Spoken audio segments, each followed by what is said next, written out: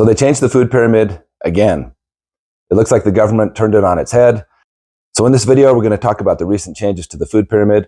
Also, I'm going to share with you some information about the history of the food pyramid briefly so you can see how that's changed over time. But before we get into that, I just want to remind you of something that's super frustrating for me, and that is conflicting information. So many times we'll have experts who are doctors, PhDs, dietitians, nutritionists, whatever they might be. I've seen so many of them that take a certain approach, keto, vegetarian, vegan, whatever. They all have different viewpoints. And every one of them can show proof that theirs is the best. Every one of them has a poster child who's changed their life around and become healthier living there by their philosophies. So it can be a frustrating thing when there's so many different ideas opposing each other and they all claim to be right. So that's why you need some discernment. You need some knowledge when it comes to your nutrition and what's best for you. So let's talk a little bit about the history of the food pyramid or the government guidelines for nutrition. The first I'm aware of is in 1943. The Department of Agriculture had 7 different food groups. Shortly after this, when World War II hit, they changed their recommendations based on rationing. So it wasn't so much of their recommendations for what's best for your body to grow, but more so what's best for the country and what's available. In 1956, they introduced the basic 4 food groups. I remember learning about that as a kid. So in 1992, the government saw that Americans were getting fat and unhealthy, and so they said, we got to change our nutrition. They were obviously eating too much fat, and so they changed it. So the baseline, the foundation of the pyramid were your grains, things like pastas, bread, cereals, that sort of thing. So that's like the majority of the food they recommended we eat.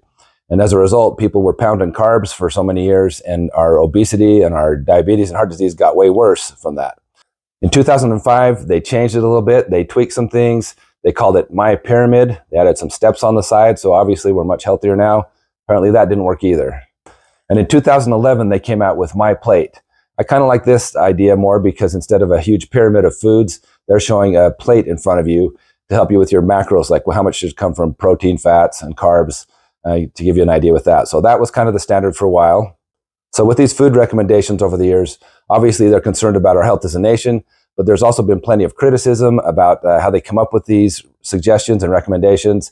Is it lobbyists like, the meat and dairy industry or the agriculture that are paying to make their food the #1 food? So there's been plenty of criticism about how this has been done. And again, you'll have experts who are doctors, PhDs, whatever, who are disagreeing with each other about how much you should have of certain macronutrients.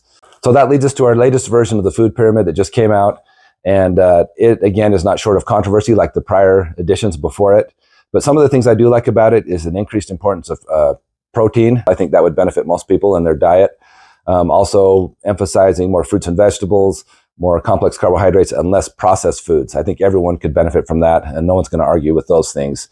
Some people are concerned with this new pyramid that there's going to be too much saturated fat intake.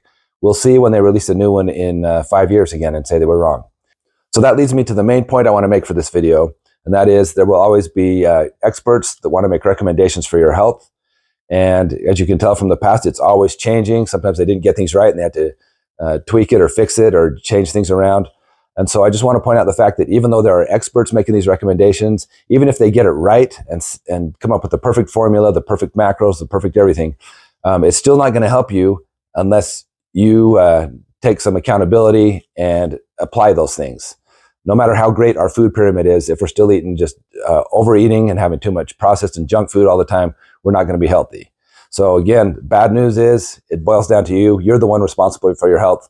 Despite having all these resources and all these recommendations, it really comes down to yourself. So that's why I encourage people to kind of get in tune with your body, be able to discern what makes you feel better, what makes you perform better, and do some experimenting and some research on your own when it comes to nutrition so you can be a healthier version of yourself. I'd love to hear your opinion on some of these recent changes to the food pyramid. Feel free to share them in the comments. If you enjoy these videos, feel free to like and subscribe. I could probably go on talking forever about food pyramids and boring you, but I'm just going to leave it at that. And that's all I have to say about that. Protein intake, I think that's a good thing for most people.